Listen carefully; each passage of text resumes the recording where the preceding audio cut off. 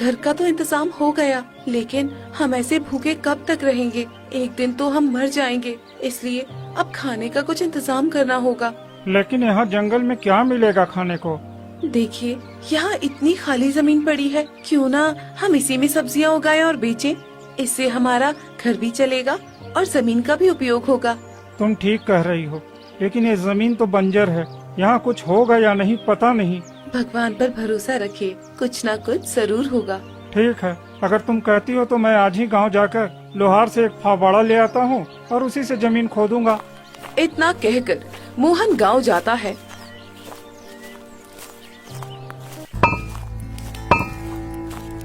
और लोहार के पास पहुंचता है। भाई साहब, मुझे एक फावड़ा चाहिए, उससे मैं जमीन पर खुदाई करके सब्जी उगाना चाहता हूँ। फावड़ा तो मैं दे दूंगा, लेकिन इसकी कीमत पूरे 4 चांदी के सिक्के लगेंगे। 4 चांदी के सिक्के? पर मेरे पास तो एक भी सिक्का नहीं है। अरे तो फिर भूल जा, मैं तुझे फावड़ा नहीं देने वाला। ऐसा मत करिए भाई साहब, नहीं तो मैं और मेरी बीवी भूखे मर जाएंगे। थोड़ा रहम कीजिए। ठीक है, एक काम कर, आज दिन भर मेरी भट्टी के पास काम कर दे। अगर तू मेहनत करेगा तो शाम को मैं तुझे फावड़ा मुफ्त में दे दूंगा। ठीक है, मैं काम करने के लिए तैयार हूँ। फिर मोहन दिन भर भट्टी के पास कड़ी मेहनत करता है। आग की तपिश और पसीने से लथपथ हो जाता है।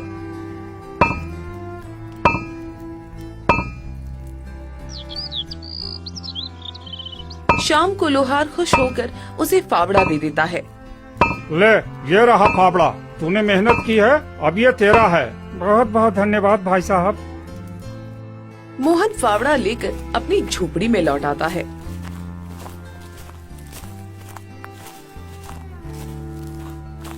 तभी देखता है कि सुनीता घबराई बैठी थी।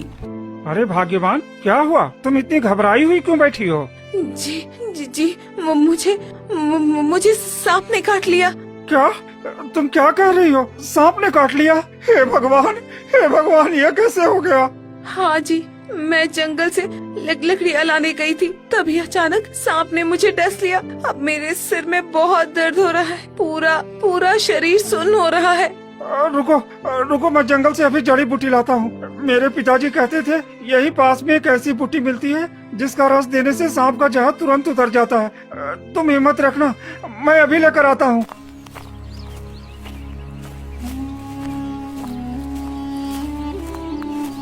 मोहन तुरंत भागता है और पूरे जंगल में जड़ी बूटियाँ खोजने लगता है।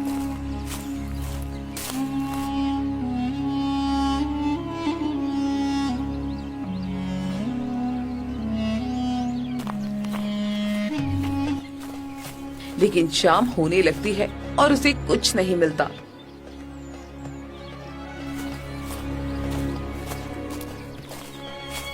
वो थका हारा पेड़ के नीचे बैठकर रोने लगता है। हे भगवान, अब मैं क्या करूं? मेरी पत्नी ऐसे ही मर जाएगी और मुझे वो जड़ी बूटी भी नहीं मिल रही है। मैंने पिता को खोया, पर मैं अपनी पत्नी को नहीं खो सकता। कृपा करो प्रभु, कृपा करो। अरे कुछ तो रहम करो प्रभु, कुछ तो रहम करो। तभी अचानक कटहल के पेड़ के पास से रहस्यमयी आवाज आती है। मोहन, तुम क्यों रो रहे हो? कौन बोल रहा? ये आवाज कहाँ से आ रही है? घबराओ मत, मैं ही बोल रहा हूँ। मैं कोई साधारण पेड़ नहीं हूँ, मैं जादुई कटहल का पेड़ हूँ। जादुई कटहल? पर तुम बोल कैसे सकते हो? तुम तो एक पेड़ हो ना? नहीं मोहन, मैं साधारण पेड़ नहीं हूँ। जब तुमने उस साधु को इस मिट्टी में दफनाया था, उसी से मेरी जड़ें फूटी हैं। मैं उसी साधु की आत्मा हूँ। तुम्हारा दुख नहीं देख पा रहा हूँ, इसलिए तुमसे बातें कर रहा हूँ। चिंता मत करो, मेरे पेड़ से कटहल तोड़ कर ले जाओ और अपनी पत्नी की जख्म पर उसका बीज लगा देना। जहर तुरंत उतर जाएगा और वो पूरी तरह से ठीक हो जाएगी। और सुनो, दूसरा कटहल ले जाकर उसके बीज खेत में बो देना। उस बीज से तुम्हारी जमीन पर तरह तरह की सब्जियां उगेंगी। तुम्हें कभी भूखों नहीं मरना पड़ेगा। क्या क्या सच में ऐसा होगा महाराज? हाँ मोहन, ये तुम्हारे पुण्य कर्मों का फल है। तुमने मुझे अंतिम संस्कार किया, जो इस गांव में किसी ने भी नहीं किया। इसलिए मैं तुम्हारी मदद करना चाहता हूँ। साधु महाराज, आपका बहुत बहुत धन्यवाद, आपने मेरी जिंदगी बचा दी। मोहन जल्दी से 2 कटहल तोड़ता है और भागता हुआ झोपड़ी में आता है।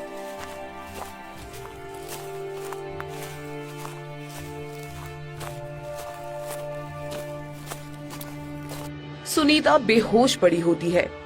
हे भगवान, मेरी पत्नी तो बेहोश हो गई है, मुझे जल्दी कुछ करना होगा। वो कटहल काटकर उसका बीज सुनीता के जख्मों पर लगाता है। कुछ ही देर बाद सुनीता होश में आ जाती है।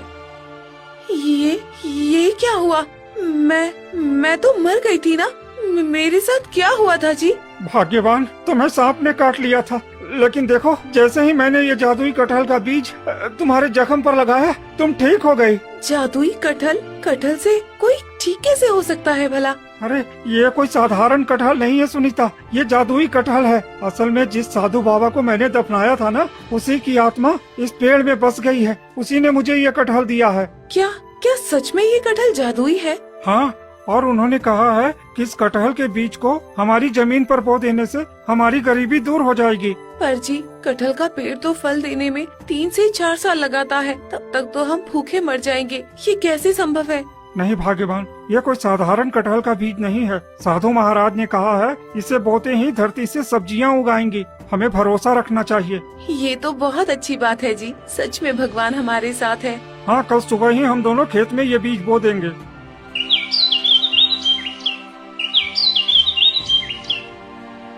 और अगली सुबह होते ही मोहन और सुनीता जल्दी उठकर पूरे खेत में वो जादुई कटहल के बीज बो देते हैं। बोते समय सुनीता थोड़ी घबरा कर कहती है, जी मुझे अभी भी विश्वास नहीं हो रहा कि ये बीज सच में सब्जी उगाएगा। अगर ये साधारण बीज हुआ तो? भाग्यवान, साधु महाराज की आत्मा ने खुद मुझसे कहा है, हमें उन पर भरोसा रखना होगा। इतना कहकर दोनों पूरे खेत में बीजों से भर देते हैं और थककर अपनी झोपड़ी में लौट आते हैं।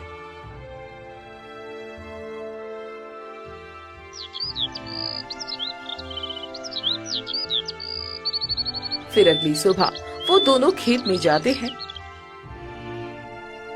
तो देखकर दंग रह जाते हैं।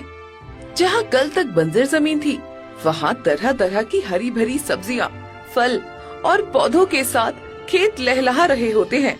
हे भगवान, ये कैसे संभव है? इतनी जल्दी इतनी सारे फल सब्जियाँ, मुझे तो अपनी आंखों पर यकीन ही नहीं हो रहा है जी। कहीं मैं कोई सपना तो नहीं देख रही हूँ ना? मैंने कहा था ना, ये कोई साधारण कटहल नहीं है, ये सचमुच में जादुई है। अब मुझे भूखे मरने की चिंता नहीं है, और ये हकीकत है।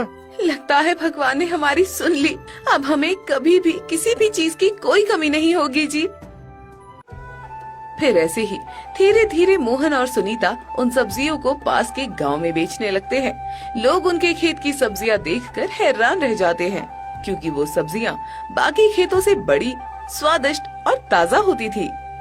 अरे, मोहन का खेत तो जैसे सोना उगल रहा है। इतनी सब्जियां तो मैंने कभी देखी ही नहीं, और इतनी जल्दी तैयार भी कैसे हो जाता है? और सुना है वो तो जंगल वाले बंजर जमीन में खेती कर रहा है।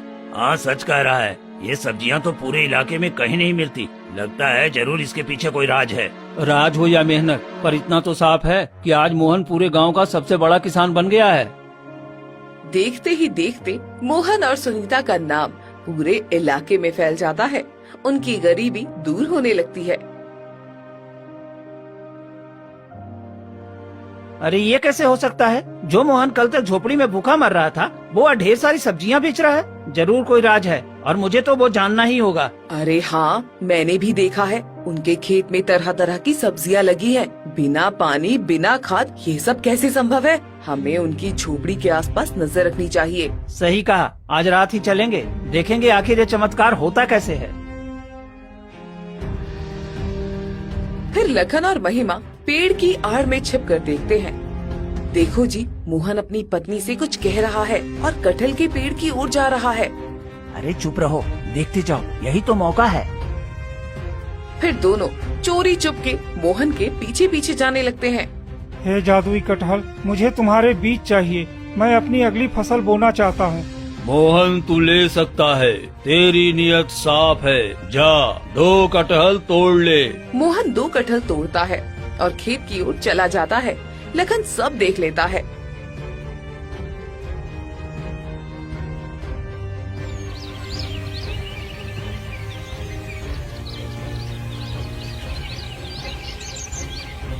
फिर मोहन वो कटहल लेकर आता है और अपने खेत में कटहल का बीज बो देता है।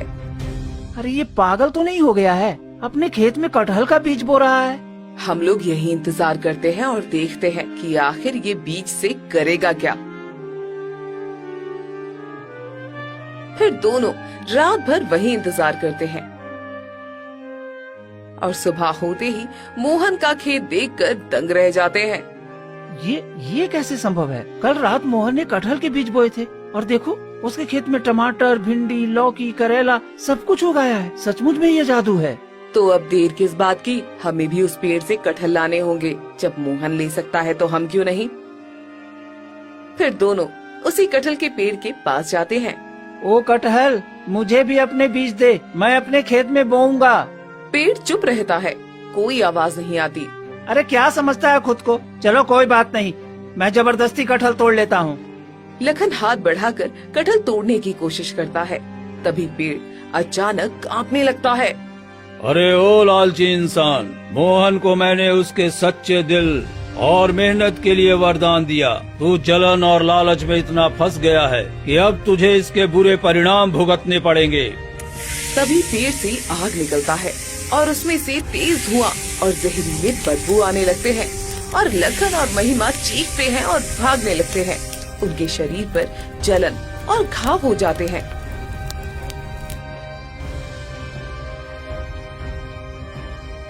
हमने लालच किया और यही हमारी सजा है। वो पेड़ सबको वरदान नहीं देता, सिर्फ नेक दिल इंसान को ही देता है। काश मैं मोहन की तरह मेहनत किया होता तो आज ये दिन देखना न पड़ता। मेरे लालच ने मुझे मार दिया। इसके बाद से कोई गांव वाला उस कटहल के पास नहीं जाते।